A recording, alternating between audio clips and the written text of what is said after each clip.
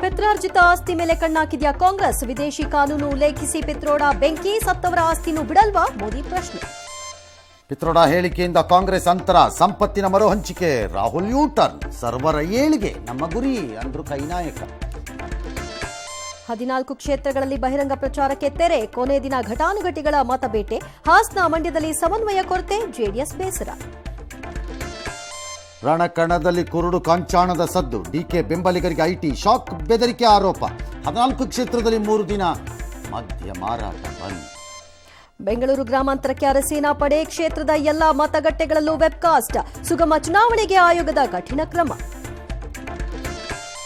ಚುನಾವಣೆ ಪ್ರಕ್ರಿಯೆಯನ್ನು ನಿಯಂತ್ರಿಸುವ ಅಧಿಕಾರ ನಮಗಿಲ್ಲ, ಸುಪ್ರೀಂ ಕೋರ್ಟ್ ಸ್ಪಷ್ಟೋಕ್ತಿ. ಇವಿಎಂ ವಿವಿಪ್ಯಾಟ್ ತಾಳೆ ಕೇಸಲ್ಲಿ ತೀರ್ಪು ರಿಸರ್ವ್.